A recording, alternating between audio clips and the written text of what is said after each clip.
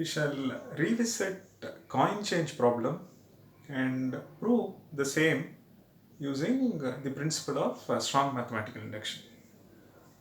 So let's revisit coin change.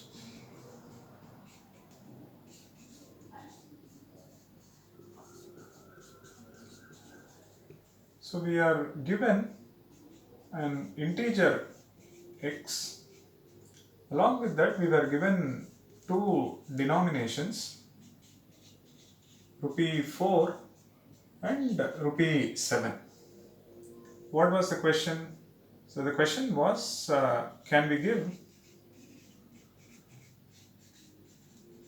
change for x using R4 and R7? You are supplied with a sufficient number of rupee 4 and rupee 7 coins. We want to give change for x using these two denominations. And if it is weak induction, we have something called base case. So we showed that it is true for 18. For 18, we showed that we need to use two 7 rupee coins and one 4 rupee this thing. Then we add x is equal to 19, and we said this can be given using this plus 3 times 4. Then we add x is equal to 20. This we said we don't need 7, instead we need this. Then we add x is equal to 21, which was 3, 7 into 0 into 4. Then we add 22, for which we said 2 into 7 plus 2 into 4. And then we followed this. Then we add x is equal to 23 and 1 into 7 plus 3 into 4. Okay, and 4 into 4.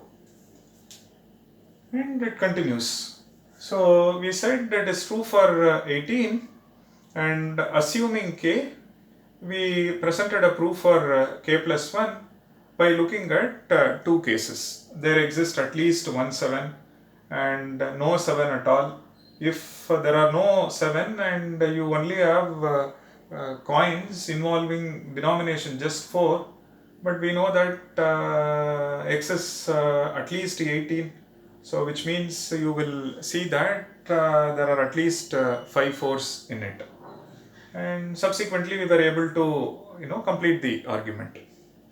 So assuming k, we proved for k plus 1, but strong mathematical induction says we just don't assume k alone along with base case. So for all k greater than or equal to 1, you also make other values as part of the hypothesis. So along with k, you also assume k minus 1, k minus 2 and so on. You can assume all the way up to the base case. So basically you assume more than 1 as part of hypothesis. With that we prove k plus 1. And with this you conclude, therefore, for all n greater than or equal to 1, the claim P of n is true. Correct? So when we looked at Fibonacci case study proving nth Fibonacci number, assuming n and n minus 1, we proved n plus 1. So there are case studies where you may have to assume something below as well, k minus 1, k minus 2, k minus 3. With that you complete the argument. Here is one case study where you may have to assume more than 1 as part of inductive hypothesis. So let's look at this. And I also mentioned, if nth term depends on two other terms, then you need two base cases when we looked at Fibonacci series. Okay. Now for this problem, base case consists of 4. We will see shortly why. So I need 4 base cases. For each of them, I should explicitly give how exactly the distribution is. How many 7 rupee coins, how many 4 rupee coins. And so now it is true. So the base case is true for all of this. I am assuming 4 because the 4 is part of the denomination. And you can also take 7 base cases and continue the argument. We will see. Let's complete this first. Now, assuming this 4, we are going to run the induction. So, as part of hypothesis, assume the claim is true. Change exists. Assume the claim is true for x is equal to k, k minus 1, k minus 2 and k minus 3. Assume that it is true for not just k, k minus 1, k minus 2, k minus 3. Remember, as we discussed before, k minus 3 must be at least 18. 18 comes from my base case. So k minus 1, k minus 2, k minus 3. So the k minus 3 cannot below the base case. If it goes, we don't know. It may be true or it may be false. But whatever we have proved, we know that it cannot go below 18. So k minus 3 must be at least 18. Okay. Then next, let us look at the induction step. Now using the hypothesis, meaning I know that there exists a change for k, there exists a change for k minus 1, there exists a change for k minus 2, there exists a change for k minus 3. With this assumption, I am going to show that there exists a change for k plus 1. Correct? So you are given this. With this we are going to prove this. Okay, listen carefully.